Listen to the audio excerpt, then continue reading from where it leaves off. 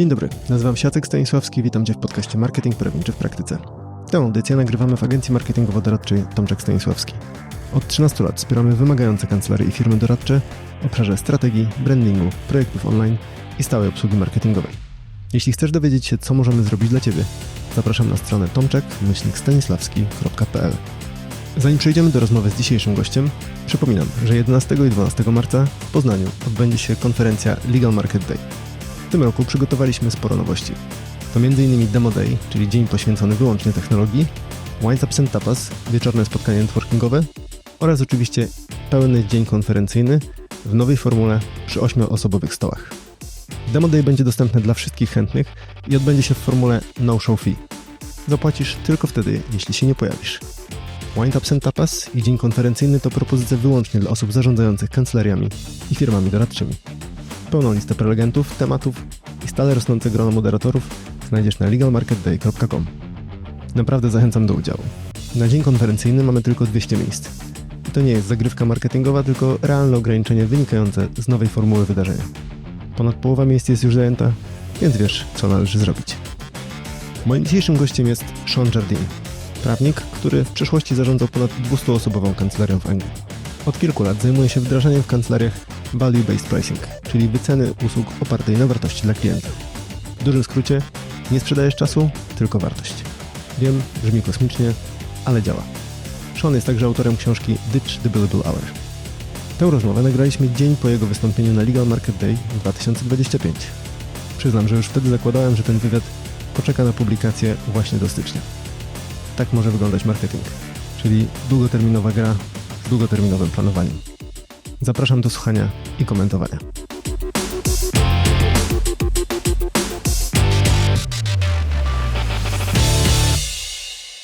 So Shaun, hello. It's great to have you on podcast. Thank you very much for inviting me. I'm delighted to be here. So it's Friday. We're just after the Legal Market Day. So let's start with your impressions about the conference. Oh, what a day! I look. I go to a lot of conferences. I speak at a lot of conferences, and I'm not blowing smoke up your rear end here, but it was great. I love the venue. I love the tech support. I love the breadth of speakers that you had. I think as a lawyer, I thought it was really interesting. I thought having this simultaneous Polish to English translation was a great help for me because I could actually follow what was going on. You seem to have a camaraderie there of the delegates, that there was a real thirst for learning. So I thought it was very good. And the people were very nice to me in Declan the Penguin. So what more could I hope for? And you were giving out the penguins, so... I was. Well, yeah, it's amazing how just giving out small plastic penguins seems to make people quite competitive to get one, including many of your staff who approached me at the end, I will point out. Yes, I even took 3 for my kids, so yes. You can blame me on that. Yeah. All right. Was this anything that surprised you in terms of questions yesterday? No, a lot of the questions that you get when you're talking about implementing value-based pricing is, look, how do I get over this? And how do we implement it? And the biggest takeaway, I think, for anyone, if thinking about value-based pricing, is it's a change management project. It's not an email from the managing partner to say, can everybody do value-based pricing tomorrow? It's not that. It's a change management project. And anyone who's been involved in change management will know it takes time to do it. And you have to plan to do it. And it's, moving from one case management system to another is a case management project. Moving to a new marketing agency and rebranding is a case management project. And it's the same for pricing. You've got to plan it. And you've got to prepare, and you've got to communicate, and you've got to deal with your people. And that's always, I think, probably that's one of the things that surprises many people. They think it's something that can be done after an hour's lecture. It can't, and it'll fail if people try. You've got to think about it, prepare it, plan it, and then deliver it. So that's one of the reasons why I wrote the book. I think you have to be very, very consistent in the process. Absolutely, because it's a change management project. You've got to take people with you. It's, if you've ever looked at the change curve that people, if you look at a change curve, the initial reaction when people are saying you're going to change something is shock. And then they get depressed and they're thinking, oh, we're going down the change. This isn't going to happen. Is it going to happen? Is it going to? And then they get to the bottom of the change curve and they start thinking, oh, okay, it is going to be better. I can see where the future lies. And you're going up the other side of the change curve. And I think leaders of any change have got to understand that if you think of that change curve, the U curve, as a train going down that track, the leaders are on the very front of the train. The very front, on the outside of the front of the chain. So by the time that they're going up the other side, you've still got half your firm going down thinking, I don't get it. I don't think that it's frightening. And you've got to take your people with them. And that's the important thing. It's you, especially law. You're in a people business. Lawyers by their very nature are naturally conservative, risk averse, argumentative, don't like change, will focus on the detail. That's why we're lawyers. So if you're then going to promote change to them, you've got to be able to deal with all those questions and all those facets of their personality. I love the metaphor of this U-shaped curve. Yeah. That you as a leader are already on the second end, and half of your team is still going down. Absolutely. You'll be delighted to know it's in the book somewhere. I can't remember what page, but it's in the book. Yes. The book that we're referring to is obviously Ditch the Billable Hour. So I really encourage everyone to read it because it's a very good read, very informative. Yeah. Shaun, so talking of consistency, how long does it take on average to go through the value-based pricing change? Oh, how long's a piece of string? It depends. It's the answer for that. One of the first rule of implementing value-based pricing is the leadership have got to be on board. The leadership have got to support this. And then it's a question of making, I'm working with a number of reasonable sized law firms at the moment, 200, 300, 400 people. We're running pilot groups within those firms. And I have the CEOs involved. I have the head of finance involved. I have the head of marketing and BD involved, and the lawyers as well. And also the HR people, because if you're changing the way we do things in an organization, you might be changing terms and conditions of employment. It might impact bonus schemes. It might mean that when you're looking to recruit lawyers, and one question that any of your listeners to this podcast can do is add to their list of interview questions when interviewing lawyers, which is, how do you price at your firm at the moment? And if somebody starts talking about, well, we're interested in value-based pricing, or I've had training on that, that's really an interesting thing to pick up on. But you might find that people say, I don't know. I'm not involved in pricing, or I just have to time record, or something like that. And when you think about how this impacts the change in the whole organization, all of those, finance are involved, HR are involved, marketing and business development. One of the things that I'm a great fan of is changing the proposals and the branding that we use for that. And you'll know how important that is when you're trying to differentiate yourself. And one firm I'm working with at the moment, they've come up with a draft fixed price agreement template that is beautiful. It is a work of art. It looks great. The language they use is brilliant. And so all of a sudden, if they're pitching for work, and they're a big firm, and are pitching these proposals to clients, the clients are even going to look at something and think, wow, this looks totally different.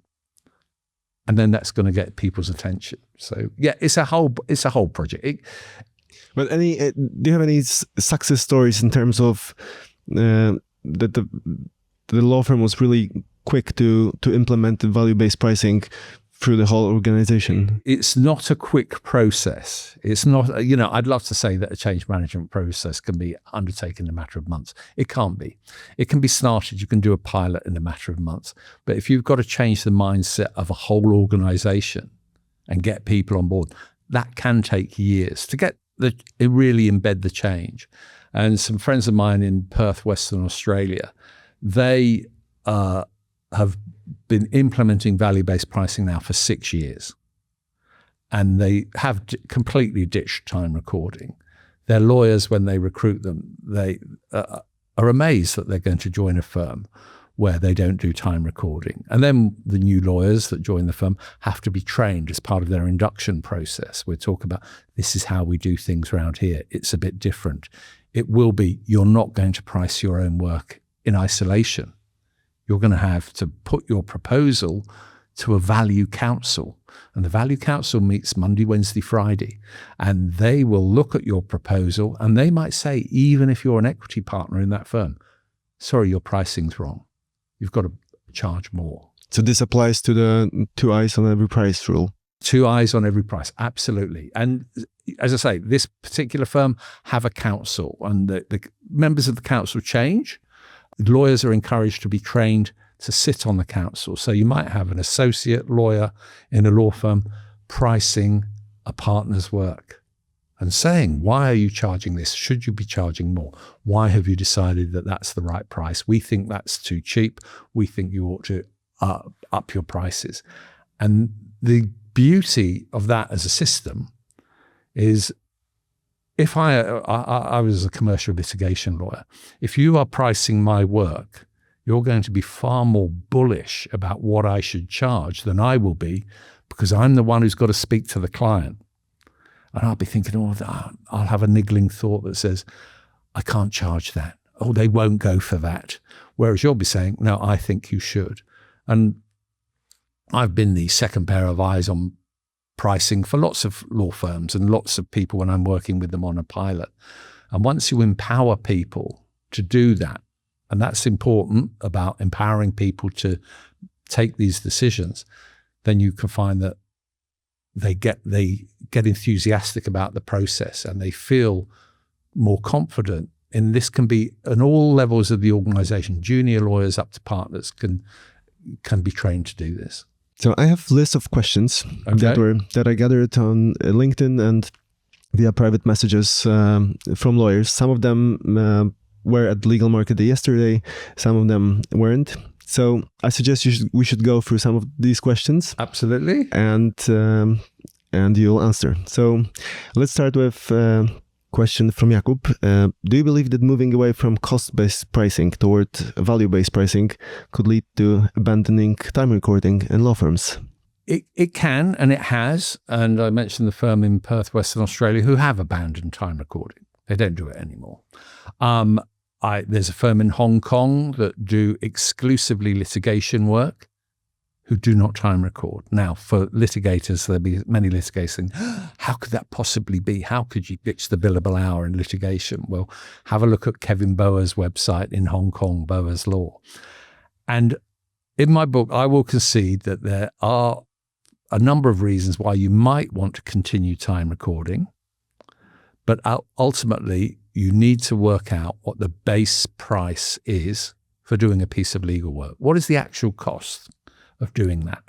And quite often the data that firms have in their case management systems and their financial management systems at the moment is completely inaccurate, because lawyers don't put down all the time that they put in. And they think, well, a client won't pay this, so I'll stop time recording. And especially if they work for a firm where if they put the time down and they're not going to bill it, they think they might be told off by their team leader or a partner for writing off time. So if you're faced with that kind of environment, you'll think, well, we've given the client a fixed price of £5,000. I'll time record to £5,000. I'm only halfway through it. I'll stop time recording. So it looks as though the lawyer doesn't do much work every day because they're not recording many hours. And they do that because they know if they carry on time recording, they're going to get a telling off from their practice area team leader or a partner. And it makes much more sense for them not to book that time. So you never know what the base costs are. And then once a year, when they have the appraisal, you'll be told, well, your hours are a bit low. Can you try and do better next year? And you'll say, yes, I will try and do better next year. And so you only get told off once instead of every day or every week. And that's, it's sad, but that is a true situation, and one I suspect many of your listeners can identify with. That's interesting. Okay. Another question. What's your view on pricing based entirely on success fees? And do you consider that success fee may be the highest form of value-based pricing? I don't think it's the highest form of value-based pricing. If you're doing work on a conditional fee and on success, then, depending on the jurisdiction you're in, you'll have limitations on how much you can recover for that success fee. So you might be billing all your time, and then you get a success fee as an uplift on that. But I think for law firms, of course, being naturally conservative, risk averse, you're only going to want a certain amount of your cases to be dealt with on a success fee, because quite often in personal injury cases, this is where lots of this work is done. They eat cash in terms of disbursements because you're funding that litigation as you go along, be it medical reports, experts' fees and things like that. So from a funding opportunity, they eat law firms' office account cash. And then it might be years before you get paid out. And of course, you're still running a firm and you're paying your lawyers and you're paying your overheads. And then you might lose. My old firm, we did a limited amount of success fee work, and we did them in a very niche area of personal injury where the rewards were high, but we were then very, very selective about the cases we took on, because we didn't want to take on cases that we thought we'd lose. And, that brings into account access to justice and a whole new other words of things. So I don't think it is the true form of value-based pricing, to answer that guy's question. Okay. So another one. How many years did you spend pricing based on costs before you began pricing based on value? Oh, well, my road to Damascus experience where I came across value-based pricing was in 2017. And so I went to a conference in America. It was organized by a pricing guru, called an American accountant called Ron Baker, who's written a number of books on the subject. And he was principally working with accountancy firms. And I went to this conference. There were 100 people from all over the world, many of them lawyers. And I was the only Brit. I was the only British person there. And I met lawyers from Canada, Australia, New Zealand, America.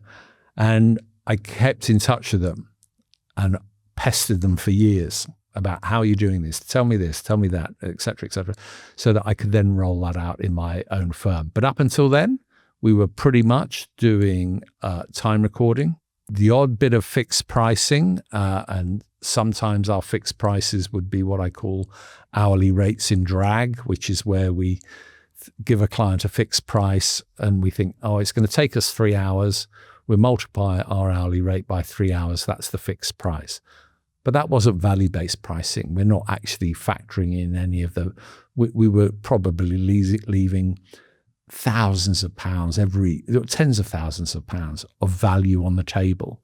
Because when it comes to value, what people value, it's different. It's very subjective.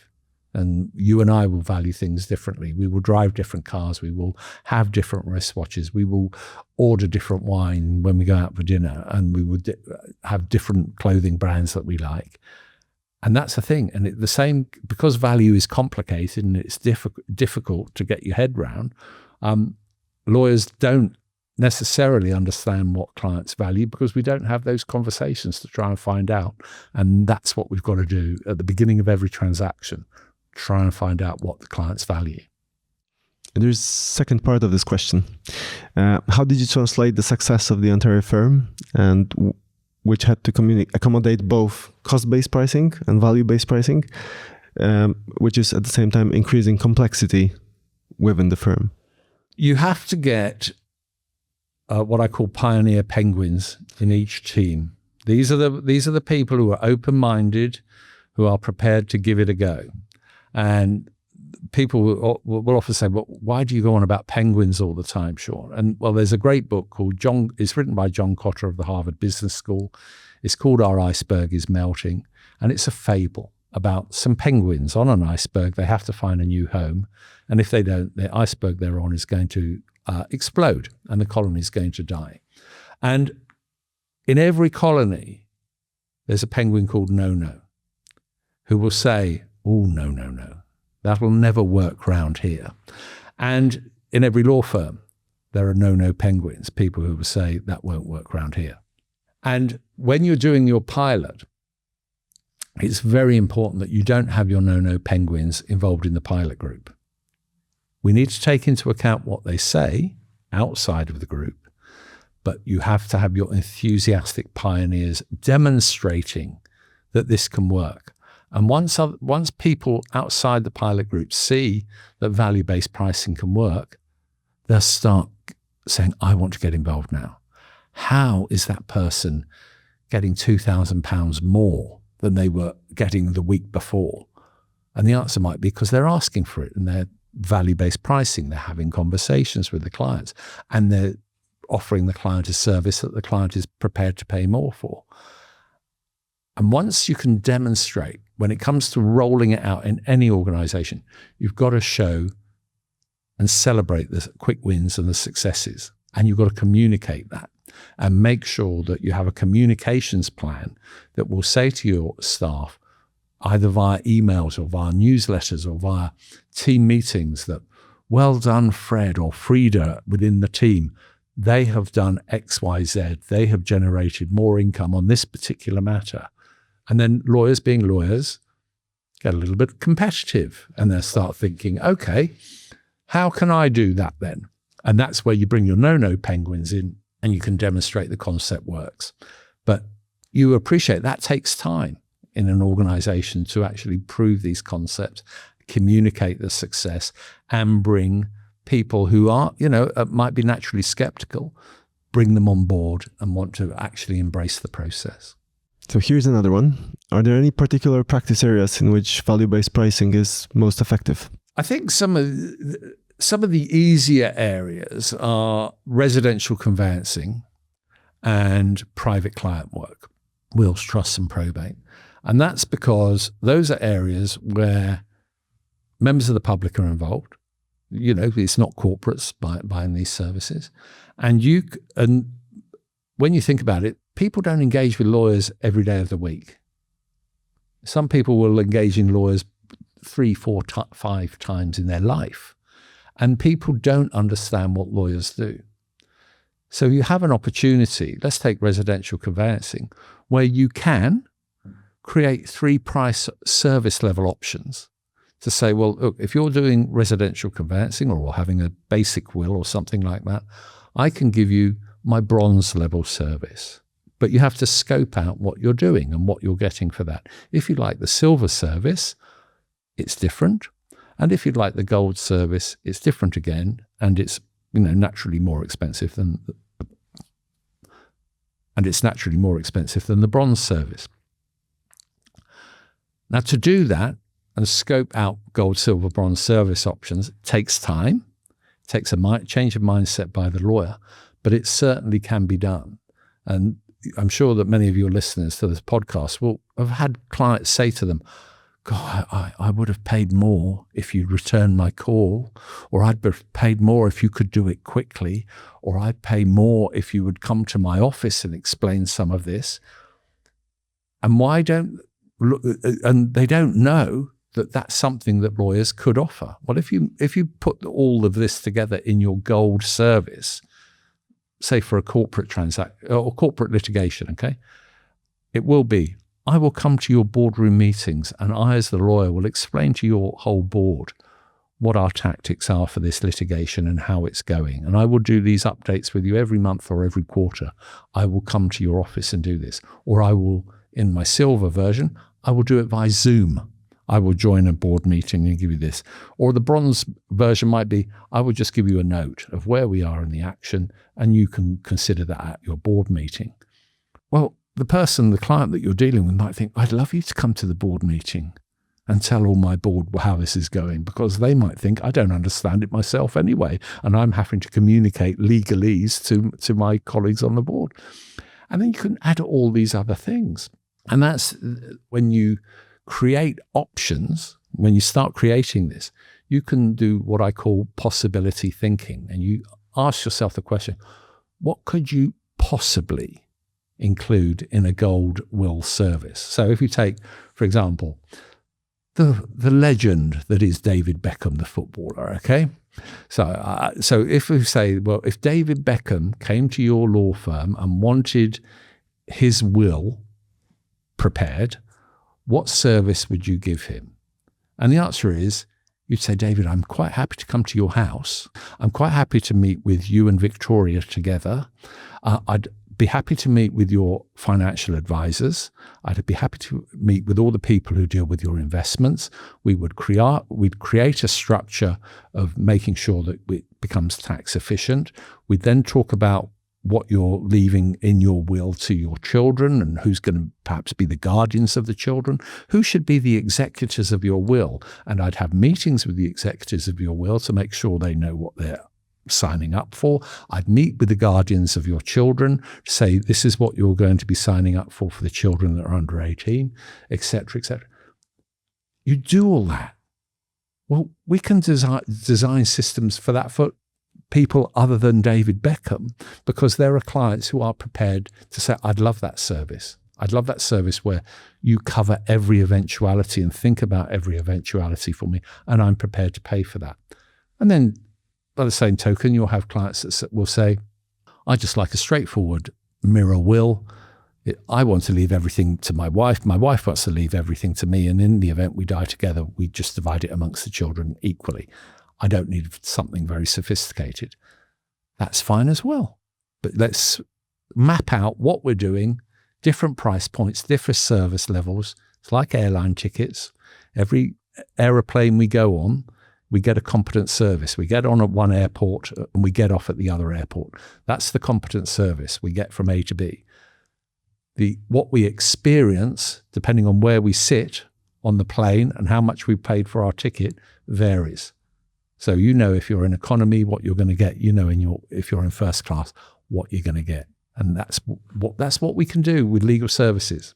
I think it may be very difficult for lawyers to figure out the way how to have this basic service and then to build on top of that, because even I'm thinking about myself, I always want to over deliver, or at least try to make things as well as possible. And then suddenly, if I'm trying to strap it of certain things, I'm thinking like something's missing in that service. But probably it requires this mindset change that you were saying. The easier way is to start from the gold service. And if you do a possibility thinking question, you will say to your team, get all your team together, you get your iPhone out and you put 3 minutes as a timer on your iPhone.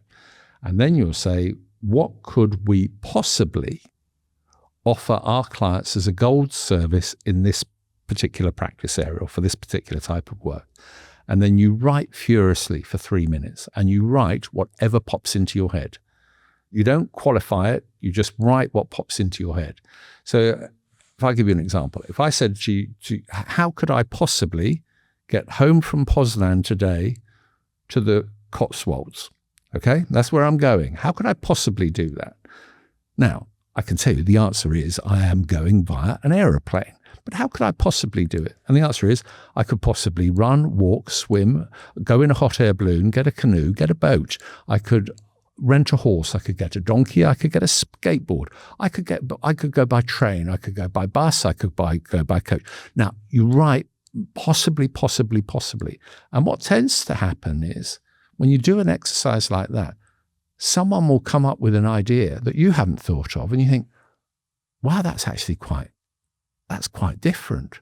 So that is what we could possibly offer. I'm not going to go home by a roller skate today, but I could possibly go by train and Eurostar and go home a different way other than air.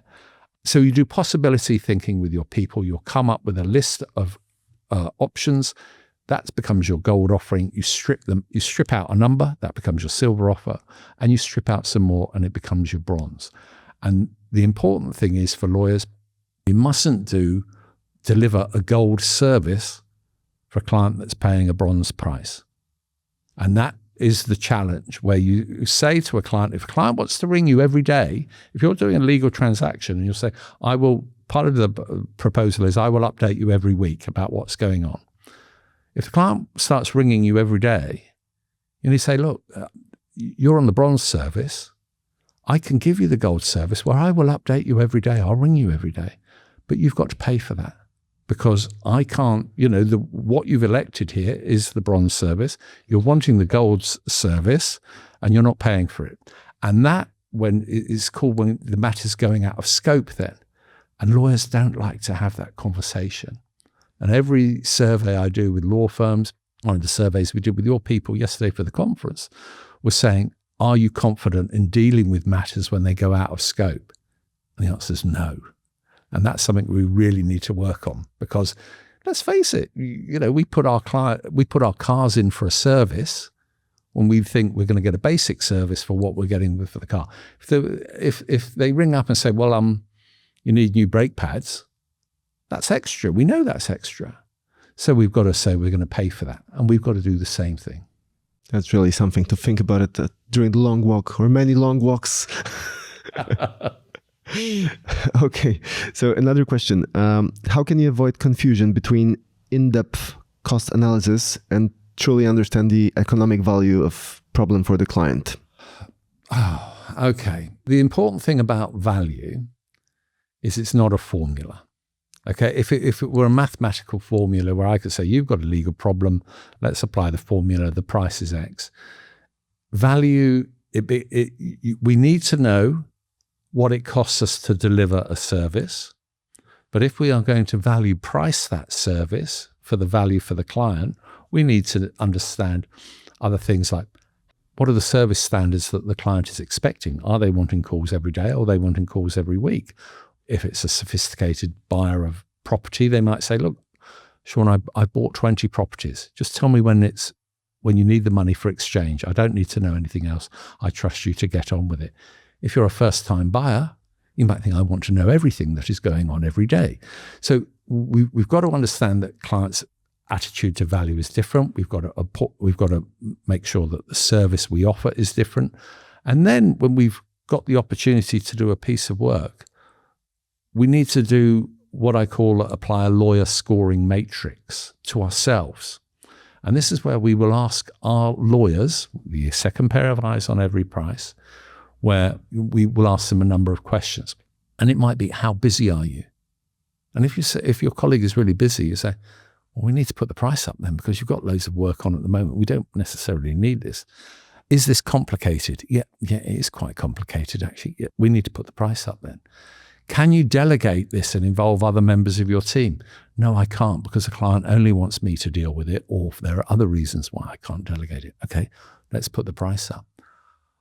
How has the client been in dealing with you so far? What has the client been like? Are they the kind of client who will send you a beautifully crafted chronology of what went on when, and a paginated bundle of documents, cross-referring the chronology to a paginated bundle? Or are they the kind of client who turns up with shoeboxes full of documents and says, sort it out yourself? Because if they're the client that comes with shoeboxes of documents, we're going to put the price up because it's going to take us longer to sort this basic stuff out. And the other question is, are you going to enjoy this bit of work? It's very subjective. As a lawyer, are you going to enjoy this? And if the answer is no, put the price up. Now, again, this is something where lawyers have to start thinking, well, how does this work? Well, I can give you one example with a firm I work with, where their Excel calculator for a probate matter said this is a transaction worth £6,000 based on the value of the estate. And I spoke to the lawyer. I said, I'm the second pair of eyes. I said, how busy are you? She said, I'm really, really busy. Okay, the price is going to go up then. She said, okay. I said, can you delegate this piece of work? And she was a partner. She said, no. I said, why can't you delegate this? You've got 15 lawyers in your team. Surely you can delegate this. She said, I can't delegate it, Shaun, because I'm dealing with an estate. I've just had to deal with the 3 daughters of the deceased. Their mum has died. They're all arguing over who gets mum's engagement ring and who gets mum's jewellery. And it wasn't specified in the will. The siblings all hate each other. I'm going to have 3 conversations every time about this particular matter. I can't delegate this to a junior lawyer because it's people management. I said, okay, I accept we can't delegate it. I said, what have the clients been like up until now? And she kind of glared at me and said, well, it's going to be really hard work. I said, okay, the price is going to go up. And I said, are you going to enjoy this? She said, no. She said, we've got to go through it. We've got to, I said, okay. Well, based on everything that I've heard, we don't want to do this piece of work at £6,000. I said, what would you like to charge? And she thought about it. And she said, £24,000. I said, fine, price approved. Let's go and see what happens. She went back to the client and sent them an email, said, yeah, we can do this for you. The pricing council have come up with the price. It's £24,000. The client came back and said, yes, fine. Now, how does that lawyer feel now about doing the work? The answer is, for all of the aggravation that she's going to get involved in dealing with all these problems and moving from sibling to sibling to sibling, she's getting paid for it. And so she was quite happy to do it at that pace. Now, this is where it comes back to one of the P's in the book, is permitting your staff to raise their hands and say to their bosses, to their practice area team leaders, to partners, this client is unprofitable and too difficult to deal with. And every survey I do, I ask this question, and I've had, when I ask the question, even if we're doing it internally with a firm, does your firm make you act for clients who are unprofitable and too difficult to deal with? The answer is always yes. The lowest yes percentage I've ever had is 50% of staff saying yes. The highest yes percentage was 96% of the staff saying yes. So 96% of the staff in one firm said, yeah, we have to work with clients who are unprofitable and difficult to deal with. What's it like working at that firm? It must be so depressing. There must be such a high turnover of staff because we're having to work for clients who are unprofitable and difficult to deal with. So this is really where was there any reason for working with these unprofitable clients? Usually the reason can be because the partners say you've got to. Okay. And I have in the past put together proposals for law firms where they know that one of my lessons is we must deselect unprofitable and clients that are too difficult to deal with. And I've had one CEO to say to me, Shaun, we'd love to work with you, but you're going to say to my partners that we should deselect clients. I said, yes. He said, I can't allow you to come to my partners and tell them that because they won't want to hear it. And I'm thinking, well, wow. What's it like being a lawyer at your law firm then? Because your whole thing is we should deselect clients. And I can tell you, once you make that decision to say and allow your lawyers to say we shouldn't act for this person. And once you sack a bad client, you don't sack them halfway through. You finish the piece of work, and then you just say to them rather politely, we don't want any more work from you. Okay? Then your lawyers start thinking, wow, because they know that, I had one lawyer that she said, I feel physically sick when this particular client rings me because they're so rude and they're not nice people to deal with.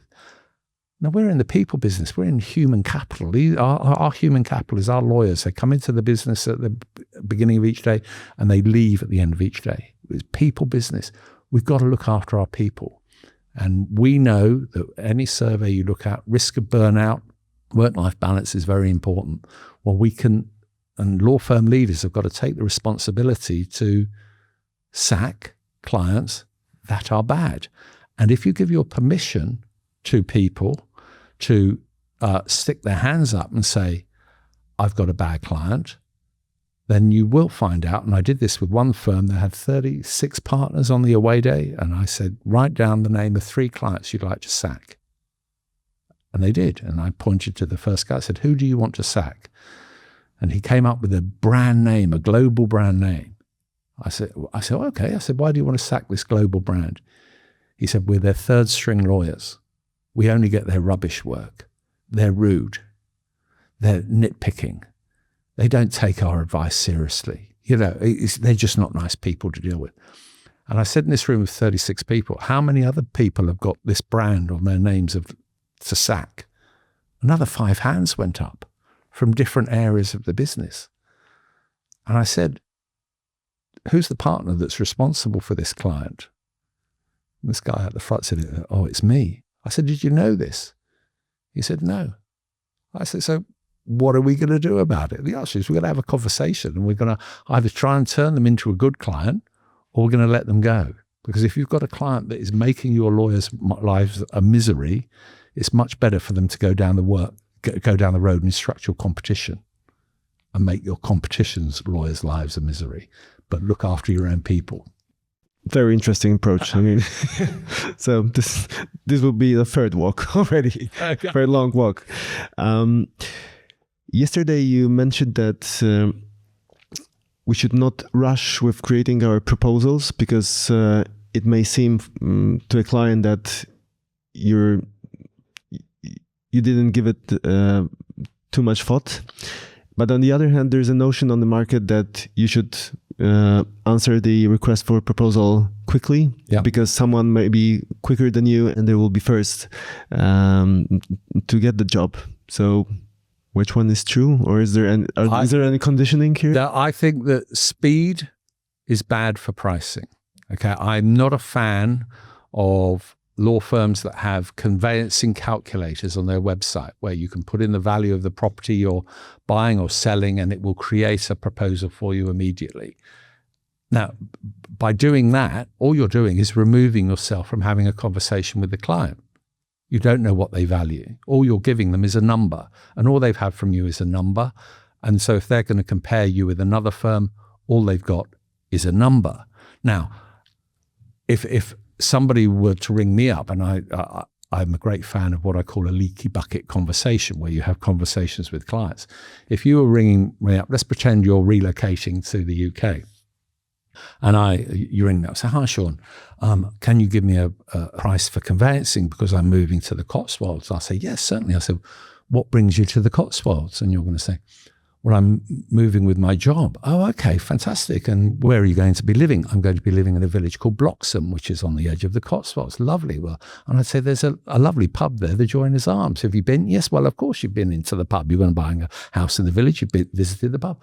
I said, do you have children? You say, yeah, I've got 3 children. I said, okay, and are they going to school locally? Yes, they are going to school locally. I said, so is it important that we coincide the timing of the conveyancing with when the term starts for school? You'll be saying, yes, it is very important because we'd like them to be in after Easter, so they start the new term together.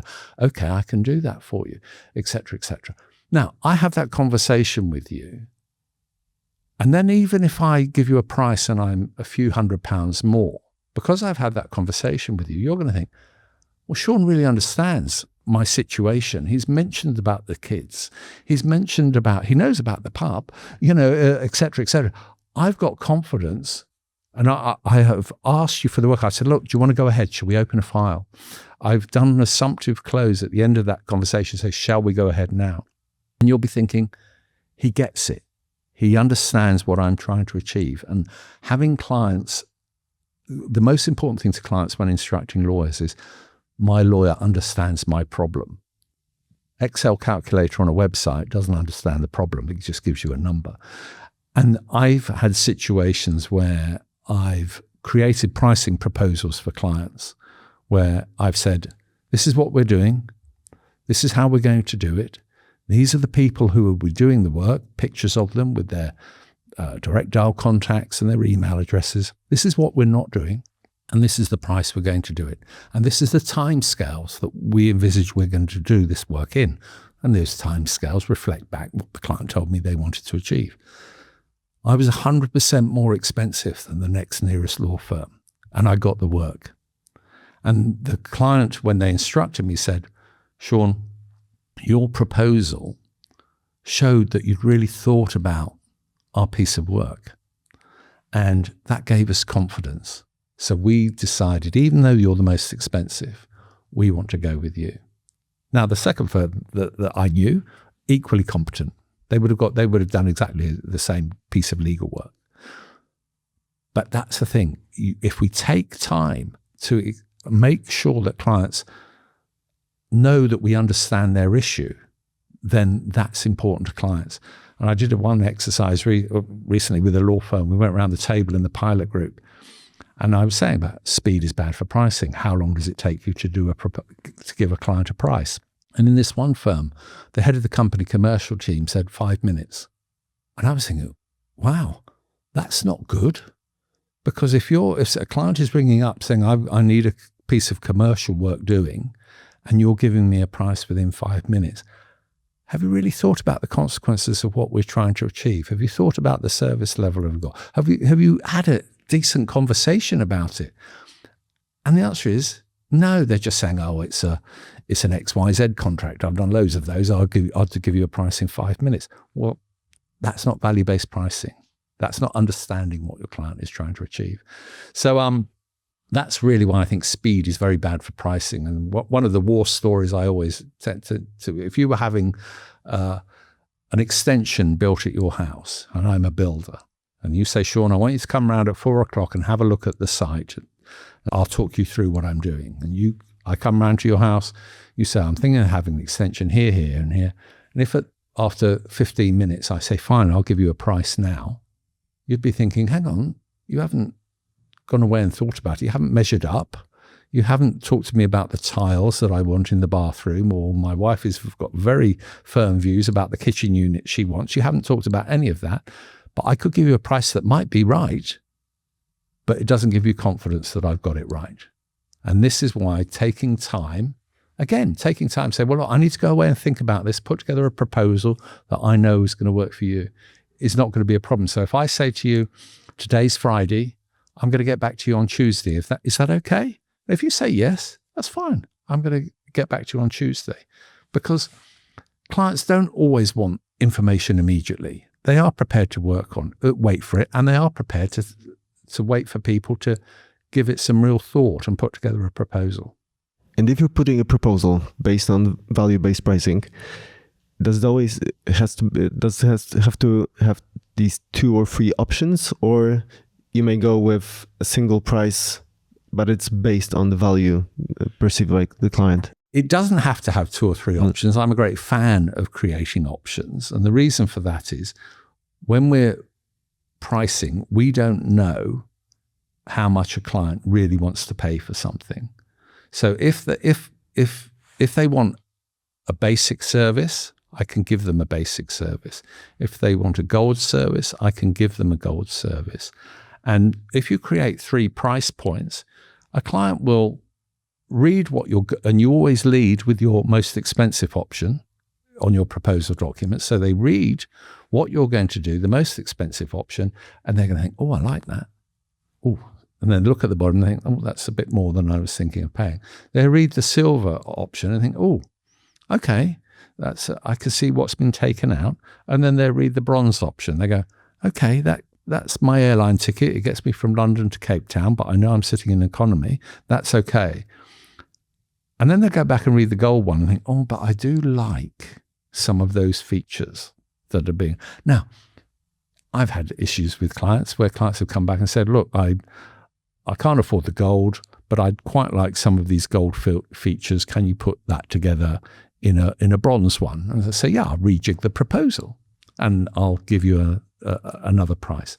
And the advantage of giving at least some options is it improves your chance of making a sale. If I give you a fixed price and it's take it or leave it, it's 50-50. If I give you 3 prices and leave it, I've got 75% of your chance of you buying something from me or leaving it. And we're in the business of selling legal services. So if we create these options, we can give clients choice. And quite often clients don't know that we offer a gold service because all they know is, I need a transaction done, but I don't know what you could possibly offer me. And I've had clients ring me and say, or people that I spoke to about pricing, where they've said, Shaun, I would have paid double the amount than I was quoted for this transaction just to have the lawyer ring me up. Just to have the lawyer, it was my mum and dad's and they're in their 80s, they're conveyancing, just to spend some time with my mum and dad and explain it to them. They would have paid more. And we're in a service industry and we've got to appreciate that, and we can deliver services to client, I think, a lot better. Thank you for that. Another question. Have you observed that value-based pricing tends to work better with clients acquired through traditional pricing methods? meaning that value-based pricing projects are typically the second and subsequent matters for previously acquired clients. No, because value-based pricing is relatively new in legal services, it's creating these options and creating fixed value-based pricing for clients. For many, is going to be new. But what I would say is that if you're in any doubt whatsoever as a lawyer running a law firm, if you just have a quiet word with one of your clients and say, look, if I could offer you fixed prices for the legal work we do for you, would you be interested in that? And I guarantee you the answer is they're going to say yes, because the vast majority of clients don't like the billable hour. And if you say to a client, how much do you charge? And I say, well, it's £600 an hour. The client's immediate response is, that's a lot of money. And how long is it going to take? And then I'm going to say, I don't know, because I haven't done it yet. So that's immediately alarming to a client. If I say to you, well, look, let me scope out this project for you. I will give you some proposals and I'll give you some fixed prices. Is that okay? But I will give you a fixed price for this work we're going to do. Is that okay to you, Mr. or Mrs. Client? You're going to say yes, because we want that price certainty. It comes back to, having an extension built on a house. No lawyer I know has ever said, I would engage a builder and all the subcontractors on a day work basis. No one would do that. Why? Because I want price certainty. I want to know what it's going to cost. Our clients want price certainty. They want to know what it's cost. And finding out that the client is not the right fit for your law firm is really important to find that out. And it's really important to find that out at the beginning of a transaction, that they're not the right fit, rather than at the end when you've done all the legal work and then you're having a problem getting paid. Because I'd much rather say to a client, I can do all this work for you. Here are some price points. And they say, oh, all of them are too expensive. I can't afford it, or I don't want to do it. That's fine. I said, well, good luck with wherever you're going, and I hope it works out well. I find that out at the beginning, not at the end. There's this brilliant video explaining the whole concept with the hamburger stand, right? Bob's Barbecue. There's a link to it in the book, and it's how a fast food restaurant would work if you did it on a time basis. So a man goes into a Bob's Barbecue and says, I'd like a pulled pork sandwich, please. And the man behind the counter says, yes, well, pulled pork. And the guy says, how much is that? He said, I don't know. We haven't made it yet. We charge $60 an hour. No, so Bob's Barbecue. Have a look. It's a great film, but it's actually for a software company, I think, a tech company. But yeah, inspired piece of work. Yes, amazing. I'd like to hop to working on value-based pricing within your team, because we're talking all the time about the price that we're presenting to a client. And on the other hand, if we'll dribble it down to our team, how should we approach it? Like, should they estimate their work based on hourly rates, or should they bring me as a leader or as a team leader, project leader, the value-based estimation on that? Like, how to approach this thing? Okay. When you're working with a team, what you want to do is work out, what are the products we do? What is it we offer within our team? And if you think of each service we offer as a barcoded product that you'd have in a supermarket, okay? So if you think, well, I'm in a matrimonial team, we act for divorcing parties. For the petitioner, we act for divorcing parties as a respondent. We do prenuptial agreements. We will do separation agreements. So work out, what are your products? And each one think of it as being a can of beans on a supermarket, and this is our product range. We then need to think, well, what are the base costs of us doing and delivering these products? And what would a prenup agreement, think of a prenuptial agreement for a matrimonial, if that is just going to be for a young married couple who haven't got huge amounts of assets, etc., we might think, well, our base cost for doing this is X. Then we're going to think, well, if it's Mr. and Mrs. Beckham who come in and start, or David Beckham, and is going to remarry and he wants a prenuptial agreement, we know that is going to be more money. It's going to be far riskier. So we need to talk about A, the products we offer, and B, have conversations about how we can value them differently, because not every client is the same, not every client's circumstances are the same, and not every client should pay the same. Those are some of the mantras of value-based pricing. And then we need to empower our lawyers, to also say, we think, from my conversations that I've had with this client, I think it's going to be difficult. I think they're going to be hard work to deal with, because then we come back to the lawyer scoring matrix. What are the indicators that say we should charge more? And I recently did some work with a law firm where we had our initial meeting, and the CEO was in on the meeting, and the CEO told all the staff, yes, you've heard Shaun say that we can charge different prices for what we're doing. We can apply the lawyer scoring matrix if we think that it's going to be difficult or the client's going to be difficult. We can charge more. And in this particular firm, one of the pioneer penguins, part of this team, was a junior lawyer, very junior. And she heard her CEO say, yes, we can do this. And a few weeks later, I went back in and said, how are we doing, gang? Next meeting, has anyone had any success? And this young junior lawyer said, yes, I have. She said, a client, she was a residential conveyancing lawyer. She said a client wanted to buy a property for £1.4 million. Our standard rate for doing this was around £3,500. But when I spoke to him, he was quite rude. He was a bit abrupt. I thought he's going to be difficult. And I thought, I don't need to do every bit of work that comes through the front door. I've been told that by the CEO. I can be selective. So she spoke to her friend, or her colleague in her team, and they agreed that they would go back and offer a price of £5,500. So they've increased by £2,000. I said, well, what happened? And she said, the client said, yes. I said, how do you feel? She said, I'm delighted. I will deal with that client now. I'm getting paid for the fact that he is going to be more difficult and more demanding, and I'm okay with that. And it's that creating that environment within a team that is so important. And it comes back again to celebrating those successes, communicating those successes amongst the team. And that becomes infectious. And then other people will see that, oh, look, that person over there did it. I'm going to have a go. And then once they start doing that, everybody gets on the bandwagon. And that's what we want. Okay. Another question regards to differences between Polish and British legal markets. And so the question goes like this. What percentage of law firms in UK can feasibly operate based on value-based pricing? There's no data across the whole of law firms. The National Westminster Bank do a survey every year, and they've recently changed the benchmarking survey in the last year to ask a question: how many people are thinking about value-based pricing? Now, they haven't got enough data yet to be able to identify how many.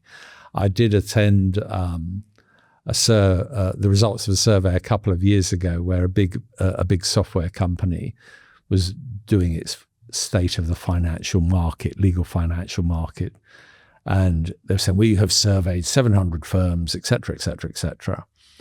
And this is, as I go back a couple of years, and I was on the webinar, and they said, has anyone got any questions? I said, yeah. I said, how many of the firms that you have surveyed doing your detailed financial analysis, how many of those have value-based pricing? And the answer came back, none. And one of the problems, okay, of course, with value-based pricing is that if we're just charging by the hour, and if we accept that in the hourly rate world, the slowest horse will win the race, as long as you keep charging your hours, you can do it slowly as you like. You will earn more money. That if it's sometimes hard to tell a room full of multimillionaires that their business model is wrong if they're just charging by the hour all the time. And I've heard stories where lawyers have done work, gone to giving it to their partner. The partner has said, how long did it take you to do this? And they said 3.5 hours. And one partner said, go away and do it again then, because it didn't book enough hours. There's one book that I read, a biography of a lawyer, where she talked about how the partners at her law firm would play golf with clients at their golf club. And they would play golf on a Saturday morning and they chat about their matters. And the lawyers, the partners, would book that time for playing golf with their clients against the client's matter. It's madness and it's wrong. And, lawyers will pad timesheets. They will over record time and they will under record time. And that's why it's not the perfect, it's not a great solution. And that's why we need to get to value-based pricing. Yeah, the stories of billing time under shower or thinking about clients matters. Absolutely. Billing waiting time, billing traveling time. I'm traveling to a meeting. I'm going to charge the client this travel time for me sitting on a train, going to visit them. I'm going to charge them that time. But actually, while I'm doing that, I'm going to be working on someone else's work. But I'm going to charge both. And this is where you get in all kinds of conversations about what is ethical when it comes to time recording. And for people that might be, some of your listeners might be pulling their hair out at this point, thinking, oh, this just sounds atrocious. I could tell you, if they have a look at the Victoria State Commission in Australia, their regulator actually now has value-based pricing as one of the preferred pricing options. Because if I'm giving you a fixed price for doing what I'm doing, regardless of time, doesn't matter about the time, I'm giving you that fixed price.